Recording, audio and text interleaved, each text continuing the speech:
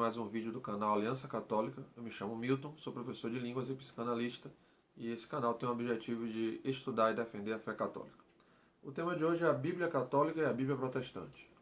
Devido ao surgimento do que ficou conhecido como Reforma Protestante, que na minha opinião não reformou nada, porque senão teriam surgido mais de 33 mil igrejas diferentes depois, mas depois desse período que ficou conhecido como Reforma, surgiu essa situação de duas Bíblias, né? A diferença basicamente está no Antigo Testamento, onde a nossa versão tem 7 livros que a versão protestante no Antigo Testamento não tem. Bom, de onde veio o nosso Antigo Testamento? Nosso Antigo Testamento ele foi traduzido em Alexandria, mais ou menos 200 anos antes de Cristo. Era conhecido como Código de Alexandria ou Septuaginta, tradução dos 70. Né? Bom, essa tradução incluía esses 7 livros que entraram na lista do cânon de forma posterior, por isso que eles são chamados de deuterocanônicos. Mas, para você ter uma ideia, essa tradução do Antigo Testamento, na época dos apóstolos não havia Novo Testamento, só havia Antigo Testamento. Essa tradução é tão certa que ela foi utilizada pelos apóstolos. Ela foi utilizada pelos apóstolos e eu vou mostrar isso aqui hoje. Mas antes, essa tradução surgiu 200 antes de Cristo. A tradução tem um tempo, né, um certo tempo. No ano 70, entre mais ou menos 70, né, 75, por aí, surgiu um concílio de fariseus, porque havia o cristianismo começa tem seu início aquela explosão, e os fariseus eles se preocupam, os fariseus judeus, né, só judeus, eles se preocupam em criar um cânon dos livros que seriam sagrados. E aí eles fazem um concílio chamado Concílio de Diávnia.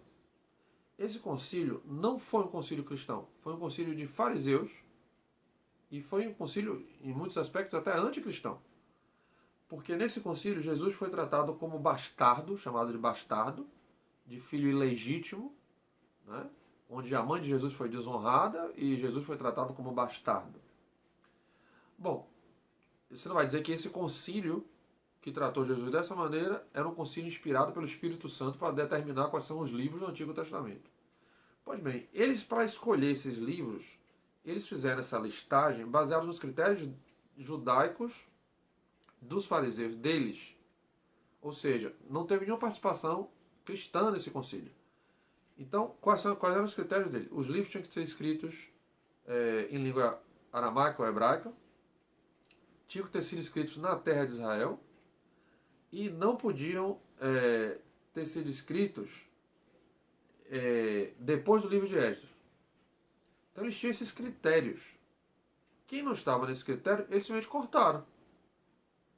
Então, não são sagrados. Para eles, os fariseus. E aí o que acontece? Quando acontece a reforma protestante, Lutero, aí você vai me perguntar assim, qual foi a intenção dele? Eu não sei, eu não sou Deus. Eu não vou ficar julgando Lutero. Tá? Deus é que ele vai ter com Deus lá e vai se resolva lá com ele qual foi a intenção dele. Mas eu não posso dizer qual foi a intenção. Mas se ele estava bem intencionado, com certeza ele enfiou os pés pelas mãos. Por quê? Ele não tira logo os livros do Antigo Testamento. O que é que ele faz? Ele publica como se fosse um tipo de anexo. Isso permaneceu assim na maioria das igrejas protestantes até mais ou menos 1800 e alguma coisa. Né? No século XIX é que eles, de vez, decidem que vão descartar os livros. Então houve até, você vê que não foi uma coisa assim, tirou os livros. Não foi assim. Eles foram colocados como livros de anexo, e depois, com o tempo, quando chegou mais ou menos o século XIX, a maioria das igrejas protestantes retiraram esses livros de vez da formação dos índices das Bíblias deles. Então, assim, você acha que é mais confiável você seguir o Antigo Testamento, que foi listado por fariseus que não eram cristãos, que não acreditavam em Jesus, ou seguir o Antigo Testamento, Código de Alexandria, Septuaginta, que os apóstolos de Cristo utilizaram. E eu vou provar você agora. Vou pegar aqui o meu óculos, porque depois dos 40, chegando aos 50, só de óculos, né? Mas vamos lá. Evangelho de São Mateus, capítulo 1, versículo 23. Essa passagem do capítulo 1 de Mateus, versículo 23, é uma citação de Isaías 7,14. Então, o autor, São Mateus, o autor desse evangelho, se baseou no livro de Isaías da Septuaginta, da tradução de Alexandria, aqui está no Antigo Testamento Católico. Como é que você sabe disso? Vou mostrar a você. Olha o que diz aqui. Mateus 1, 23. Eis que a virgem conceberá e dará à luz a um filho, que se chamará Emanuel, que significa Deus conosco. Veja, eis que a virgem conceberá e dará à luz a um filho.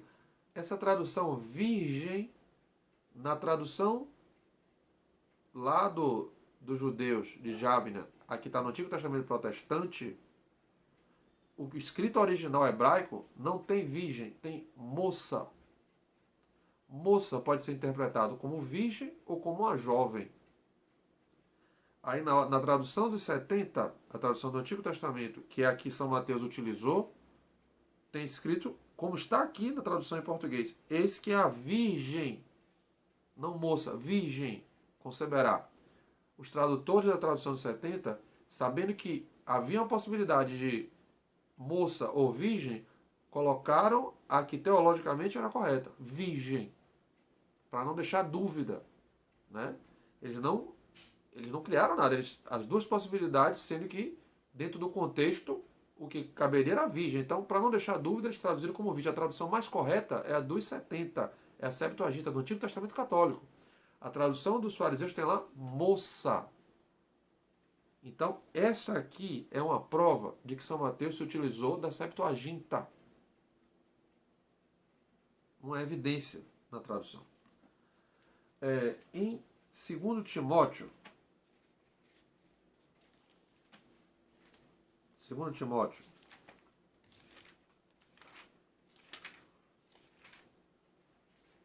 esse papelzinho da Bíblia fininho é difícil de passar às vezes. 2 Timóteo 3,16 diz assim: toda a escritura é inspirada por Deus e é útil para ensinar, para repreender, para corrigir e para formar na justiça. Essa passagem, nessa tradução, foi retirada da Septuaginta. São Paulo utilizou a Septuaginta também. Então, é óbvio que a tradução dos 70 é sim palavra de Deus e não é verdade, não é correto, como os protestantes, não todos, né, os que fazem isso, que afirmam que esses livros, né, Macabeus 1 e 2, Tobias, são apócrifos. Eles não são apócrifos, eles são deuterocanônicos. Eles são da segunda listagem. Mas, se os apóstolos de Jesus, que receberam a fé diretamente de Cristo, utilizaram a tradução dos 70, o Código de Alexandria, Septuaginta, esse Antigo Testamento que está na Bíblia Católica, se eles utilizaram esse Antigo Testamento, então esse Antigo Testamento é palavra de Deus, sim. E o fato deles terem utilizado apenas valida o que eu estou dizendo aqui. A igreja está correta em utilizar a tradução dos 70. Os protestantes estão usando o Antigo Testamento criado no concílio de fariseus, um concílio anticristão, que chamou Jesus de bastardo, né, e Maria de uma mulher impura, e que se baseou em critérios totalmente nacionalistas dos próprios fariseus e não levou em consideração nada do cristianismo. Esse é o Antigo Testamento que os protestantes têm lá na sua Bíblia e acham que é o legítimo, mas os apóstolos utilizaram a versão grega, o Código de Alexandria. Só lembrando que o grego, na época, Era como se fosse o inglês hoje. Hoje a maioria das pessoas no mundo todo querem aprender como primeira língua estrangeira o inglês. Naquela época era o grego.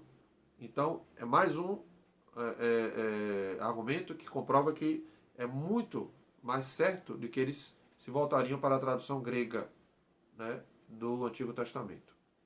E para terminar, a mentira do Concílio de Trento. Que mentira, Milton.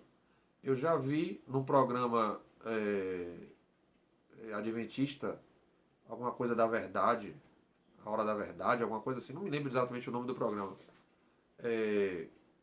que ele afirmou o tal, que ele chama, tem um cara apresentando e ele chama o que comenta, o que faz o tipo comentário exegético, ele chama de professor. Agora eu não sei que professor de que ele é, porque ele afirmou isso no programa. Está lá o que eu vou dizer, não estou inventando nada. Que a Igreja Católica acrescentou, o Concílio de Trento foi em 1500 e alguma coisa, acrescentou os livros no Antigo Testamento no Concílio de Trento. Que mentira isso! Mais uma mentira contra a Igreja Católica. A Igreja não acrescentou os livros no Concílio de Trento. No ano de 1500 e alguma coisa, quando teve o Concílio de Trento, a Igreja confirma o cano com o Antigo Testamento do Código de Alexandria. Confirma, ela não inseriu naquele concílio. Isso é mais uma mentira contra a Igreja Católica. A Igreja Católica utiliza esse cano desde a época apostólica, do início da Igreja. Então, não é verdade que no Concílio de Trento a Igreja acrescentou esses livros. É mais uma mentira que inventaram contra a Igreja Católica que eu estou aqui desfazendo, porque no concílio é muito simples. Se você não é católico e está achando que eu estou inventando isso, vá, busque os documentos do Concílio de Trento.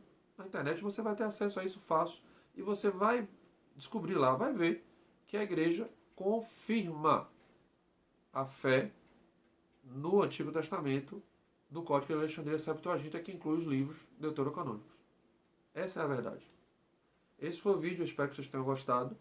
Eu peço que vocês se inscrevam no canal, comentem, curtam, compartilhem esse vídeo, para que a gente possa engajar o canal e conseguir alcançar mais pessoas. Né? Nós estivemos reunidos aqui em nome do Pai, do Filho e do Espírito Santo. Nossa Senhora das Graças, rogai por nós. Sagrado Coração de Jesus, nós temos confiança em vós. Amém.